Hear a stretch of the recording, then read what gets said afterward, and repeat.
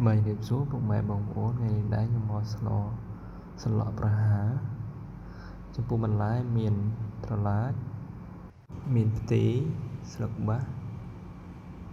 ដែលស្ថិតស្ថឹងជាបន្លែបៃតងចំពោះសម្លថ្ងៃនេះដែរខ្ញុំយកមកស្លជាមួយត្រីទក់ឬហៅត្រីរស់មានប្រហុកចំនួន3កូនត្រីចំពោះប្រហុកនេះដែរបើសិនជាបងប្អូនមានចំណង់ចំណូលចិត្តដាក់រៀបដុតជាងនេះតិចក៏បានមានមើមខ្ជិលគល់គ្រៃស្លឹកគ្រៃខ្ទឹមសម្ទេសបន្តមកទៀតយើងដាំទឹកក្នុងការដាំទឹកនេះដែរខ្ញុំថែមអំបិល1ចុងស្លាបព្រាបាយបន្ទាប់មកដាក់គ្រឿងចូលមានគល់គ្រៃមើមខ្ជិលម្ទេសស្លឹកគ្រៃបន្ទាប់ពីទឹកពុះយើងដួសទឹកក្តៅដែលពុះដាក់ចូលកូនចានជាមួយប្រហុកជ្រុំចូលគ្នាចំពោះប្រហុកនេះដែរបើសិនជានៅតាមស្រុកស្រែជនបទភាគច្រើនជ្រុំកន្ត្រងឬស្សីចំពោះប្រហុកយើងដាក់ទៅតាមបរិមាណចំណង់ចំណូលចិត្តរបស់បងប្អូនបន្ទាប់ពីជ្រុំប្រហុករួចយើងដាក់ត្រីចូល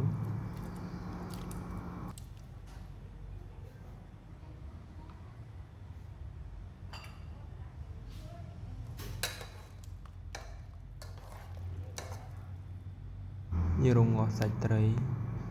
ឲ្យបានមួយពុះ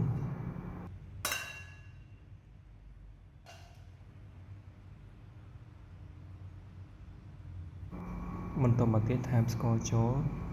ចំពោះស្ករនេះដែរខ្ញុំថែម1ស្លាបព្រាបាយកន្លះព្រោះបន្លែខ្ញុំលាងច្រើនបន្តិចទឹកលាងច្រើនបន្តិចគឺកូរច្របល់សាច់និងគ្រឿងឲ្យបានដាក់រួចចំពោះការរំងាស់សាច់ត្រីរួចហើយយើងដាក់បន្លែចូលមានត្រឡាចននោង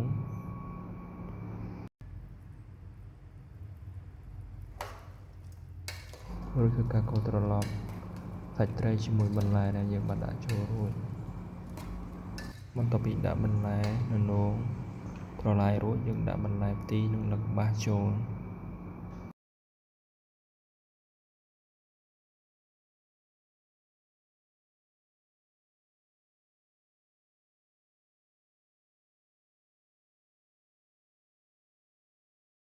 ចំពោះបន្លែស្លឹកបាសនិងផ្ទីនេះដែរ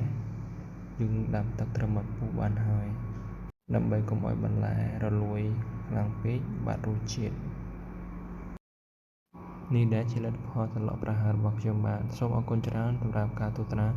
របស់ពុកម៉ែបងប្អូនសូមអរគុណ